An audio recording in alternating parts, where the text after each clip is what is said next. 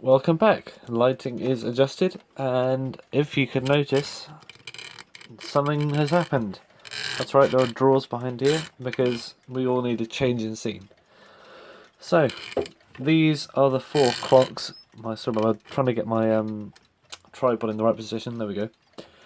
It's got one of those bendy necks like a swan. You can just go like that, and we don't do that to a swan.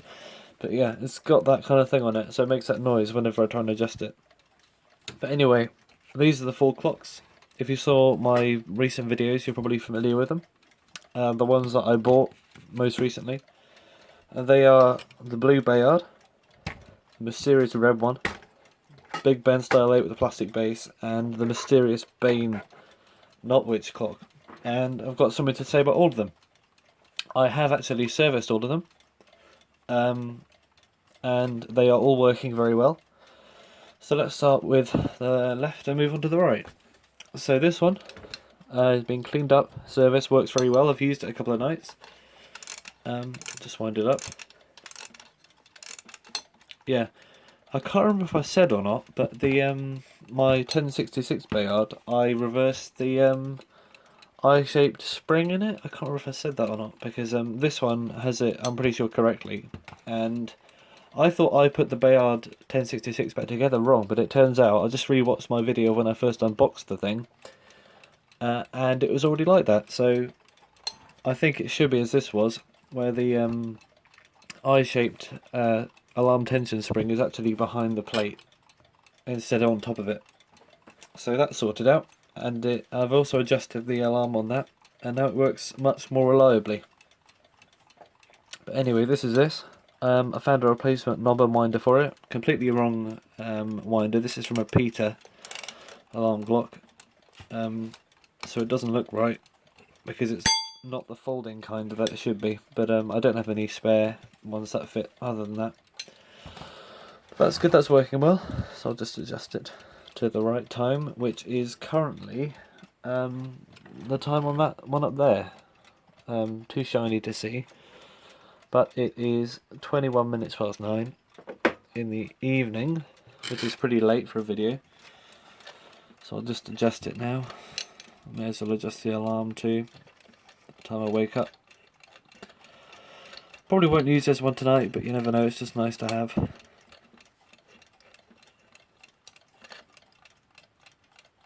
Alright, there we go. So yeah, very nice. I think the dial probably would have been white at one point, but at least it's evenly brown, rather than sort of splotchy as you get sometimes. So that's it for the Bayard. All good, beautiful little French alarm clock there. Now for this one. Remember this one? The handless, glassless thing? Well, it doesn't have glass yet, but, ta-da, I have got hands on it. I've also serviced it, and now it works very well, so I'll just give it a wind up. And I managed to identify it, I think, based on the website, which I will do a video on one day, as a product of the Yaras Uhren Fabrik. I think I said that okayly. Which was a German company who made those little alarm clocks with the... not alarm clocks, I always say alarm clocks as I'm used to it. Those clocks with the little balls that go around. I think they're called anniversary clocks. Yeah, I think they made those. But apparently they made alarm clocks as well. When I looked up alarm clock by them, you know, I couldn't find anything. So I don't know whether that's a misdoing on the part of the website, or no one really recognises that these things existed. So I don't know, I'll have to do some more research probably to find out if they did in fact make alarm clocks like this, or the website people just made a mistake somewhere. But I'd say it's more likely that people just didn't recognise, because after all this one's unbranded, and I don't see why the other ones would be. Although this is foreign, so you'd think maybe in Germany they would have been branded, but who knows. Their logo, I think, was 2 elephants standing back to back or something, I can't remember. But they had elephants in it anyway. So we've got plastic base style 8. Again, being serviced, works very well. This has got a brass movement with a steel silver repeat alarm attachment on it, and this works very well. I've used this in an alarm clock, keeps great time. Oh, well, it did sound better when it was ringing anyway. I also lost one of the screws. I haven't found it yet, but it's around somewhere. So if I find it, I'll put it back on. Not much else to say about that. But, we've all seen Style 8 Big Ben. Yeah, we're all familiar with that. I actually replaced the luminous paint in the minute hand. You can probably tell by it being slightly discoloured. Using my special luminous paint mix, which is nowhere near as luminous as the original, but it's better than having nothing in there because it completes the look and it looks as how it would have originally. Now I do actually have some glass, so backtrack a bit. I do actually have a piece of glass that nearly fits in here, so I'm probably going to just trim it down a little bit, sand it, or something. If I can find the piece of glass, I don't know where it's gone. Is that it? No, that's something else. To fit. So, last up we have Big Ben. Now this is an HAC alarm clock. Not sure of the model, if they even have model names. I don't know how HAC did stuff. Or basically Junghans, I think, at this point. But yeah, this now works very well. It's got a new mainspring in it. A mainspring out of a Russian Vityaz alarm clock. Well, not an alarm clock really, it was literally just a movement I had with no alarm in it. Someone had taken the alarm out. Me. But yeah, this works very well. Only criticism I have is that the alarm is very easy to just knock. It's a very loose thing. I can probably even blow on it and it will move. And when it's like this, the alarm will go off. So it's been happening sort of annoyingly. Sometimes it's just I knock it and it just goes boop throughout the day. And I don't know a way of stiffening this up because it's riveted in the middle. And there's probably a way to do it, but I don't want to drill out the rivet or anything. It's just too intricate to bend. I might think of something one day, but it's not such a big problem. I mean, it makes it easy to turn off in the morning, just do that. But when it's, rather do that, that's it. But when it's just in the daytime, it's easy to knock because it's so loose. But yeah, this is working very well. Just wind up a bit more. And you might be able to see, why is it got a weird purpley pink patch on the side of it? Well, that is because when cleaning the case, I was just rubbing it normally and then suddenly I rubbed a bit and it turned silver and I thought, whoa, no, and the paint's come off it. And that is because sometimes on an alarm clock you get these bits on the side, not this one. I'll find an example with this especially. Alright, here we go. I don't know why this is the only example I can find right now with this. I swear I used to have a lot more alarm clocks with this same problem. But as you can see, on the sides of this, and particularly more on this side, it's got these patches of worn down area where the paint's come off. And a very similar thing happened to this. I think this is down to just years and years of someone going, morning, picking up their alarm clock or something. I don't know who does that. I don't do that. I just go like that and turn it like that by the top, but I don't know. People grab them by the sides, the oils of the skin and stuff, probably especially if there's smoke or something. The stuff gets into the paint and sort of kills its ability to stick to the metal. And this literally came off with a wipe. And as you can see, the same happened in streaking areas like that. I don't know exactly, it could even be some rust related thing. Honestly, I have no idea what it is or what causes it, but it's always on the sides of these alarm clocks. But yeah, as it was a big silver patch, I thought, well, I'm going to try and fix it because it's a big silver patch and no one wants that. So I used some, what I thought was the same colour nail polish. It turns out to not be the same because it looks normal in the dark, but when you shine a light onto it, it's a very obviously neon-y pink. But anyway, that's it. So what else have I found about this? I don't know, it's not ticking right now. It's been ticking solidly for the past week. Come on then. Maybe it needs to stand upright. Well, I've no idea what's happened there. Honestly, absolutely no clue. This is not a good... what's the word? Not doing my servicing reputation any favours. There we go. Right, now it's working. I'll just zoom in a bit. Alright, as you can see... Oh god. Well, imagine it worked, okay? Imagine it's worked for the past few days without a single problem and going off when I don't want it to. It's like you know the thing when you do something and then when you want to show someone it just doesn't work out. That thing. Let's have a look, see if it's just something, a bit of hair on the balance wheel or something that's managed to get inside. But anyway, the dial says Bain Notwich, right? See that? And I made a remark, I think, saying that, well, Notwich is not a place, and that's still correct. It is not a place, and it turns out that there was a jeweller in Norwich called Bain, A.E. Bain, I think. I'll get up a picture on my phone actually. Right, as you can see, this is my phone. It's one of those finger ring sizer things. And it's a thing, and it's apparently it's in the 1910s, this thing. But the jeweller probably would have been open for 50 years or so, maybe even more. A.E. Bain, watchmaker and jeweller. See, watchmaker and jeweller.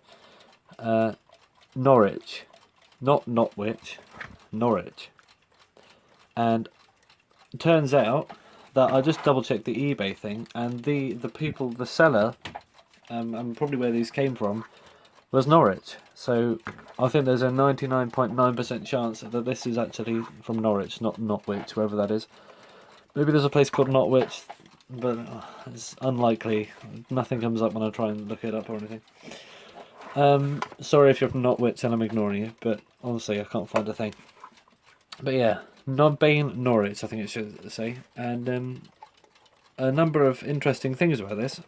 I don't know if it's the same for HAC or what they did, but I think Westclocks, when they're doing the first Big Bens and they put the dealer name imprint on the dial, I think it was you could buy a box of 24 from Westclocks and they'd put your name on the dial.